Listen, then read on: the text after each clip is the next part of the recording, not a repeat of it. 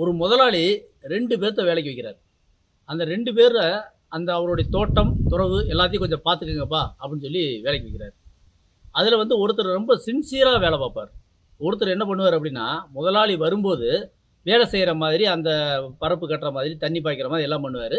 மத்த நாள் பூரா ஓபி அடிச்சுட்டே இருப்பார்.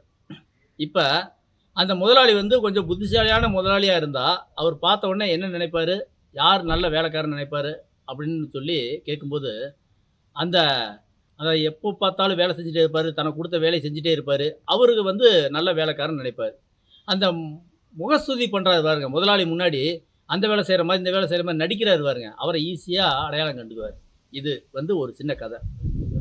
பழனியில ரூ. 100,00,00,000 மதிப்புள்ள முருகனுடைய சொத்து இன்னைக்கு 2,00,00,000க்கு ஒருத்தர் பத்திரப்பதிவு செஞ்சிருக்காங்க. இந்த விஷயம் வந்து பழனி வாழ் மக்களுக்கு எல்லாத்துக்கும் தெரியும். ஆனா, அவங்க என்ன பண்றாங்க அப்படின்னா, செவ்வாய்க்கிழமை ஆச்சுன்னா கோயிலுக்கு போறாங்க, பால் காவடி எடுக்குறாங்க, கொடுமுடி போறாங்க, தீர்த்தம் கொண்டு வந்து ஊத்துறாங்க, எல்லா வேலையும் செய்றாங்க. ஆனால், அந்த முருகனுடைய கோயில் சொத்த பத்தி யாருமே கவலைப்படல அப்படிங்கிற மாரி ஒரு சூழ்நிலை இருக்கு. இந்த முன்னாடி சொன்ன கதைக்கு போங்க. அதாவது போயி முருகன பார்த்து, "முருகா பழனி ஆண்டவா, நீ தான் என்னை காப்பாத்தணும்னு" சொல்லி கன்னத்துல போட்டுக்கிட்டு, அந்த விழுந்து விழுந்து சாமி கும்பிட்றவங்கள முருகனுக்கு பிடிக்குமா? இல்ல இந்த நிலத்த, முருகனுடைய சொத்த பாதுகாக்கிறதுக்காக யாரெல்லாம் வந்து முன்னாடி நின்னு இந்த சொத்த யார் அபகரிச்சான்னு சொல்லி போராடுறாங்கல்ல, அவங்கள முருகனுக்கு பிடிக்குமா? கண்டிப்பாக கோயிலுக்கு தினமும் போறவங்கள விட, அந்த முருகனுடைய சொத்த மீட்கிறதுக்காக யார் போராடுறாங்களோ, அவங்கள தான் முருகனுக்கு ரொம்ப பிடிக்கும். முருகனுடைய நேரடி அருளாசி யாருக்கு இருக்கும்? அவங்களுக்கு தான் இருக்கும். இதனால தான் நான் சொல்றோம், வர்ற அந்த ஜூலை 26ஆம் தேதி அந்த பழனியில வந்து மாபெரும் உண்ணாவிரத போராட்டம் இந்து முன்னணி அறிவிச்சிருக்கு. மாநில தலைவர் காடேஸ்வர சி. சுப்பிரமணியம் அவங்க வந்திருக்காங்க.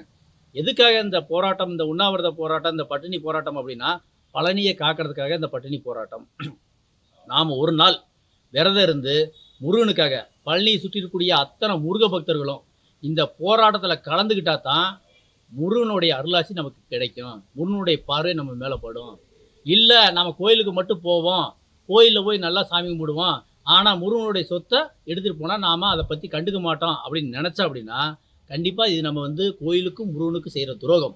எதுக்காக சொல்கிறோம் அப்படின்னா, நம்மளுடைய முன்னோர்கள் எதுக்காக கொடுத்துருக்காங்க நிலத்தை? ஏன் அவங்களுக்கு வந்து அதை விற்று சாப்பிட தெரியாதா? அதில் விவசாயம் பண்ணி அதில் வாழ்ந்து அனுபவிக்க தெரியாதா? அவங்க எதுக்காக இந்த நிலத்தை கொடுத்தாங்க அப்படின்னா, பிற்காலத்தில், வருங்காலத்தில் அந்த கோயில் நல்லா இருக்கணும். அப்போ தான் நான் போய் தரிசனம் பண்ண முடியும். அதுக்காக கைகரியம் செய்யணும் அப்படிங்கிறதுக்காக கொடுத்துருக்காங்க. அப்போ நாம் என்ன பண்ணணும்? நம்ம முன்னோர்கள் கொடுத்த நிலத்தை முருகனுக்காகவே பயன்படுற மாதிரி நாம் வந்து அதை பாதுகாத்து கொடுக்கணும். இன்றைக்கி பழனியில் ஒரு அசாதாரணமான சூழ்நிலை இருக்குது. நாம் உடனடியாக பழனி வாழ் மக்கள் அத்தனை பேரும் முருகனுக்காக வர்ற ஜூலை 26ஆம் தேதி ஞாயிற்றுக்கிழமை பஸ் ஸ்டாண்டு மயில் ரவுண்டான அருகில் நாம் ஒன்று கூடுவோம், உண்ணாவிரத போராட்டத்தில் கலந்துக்குவோம்.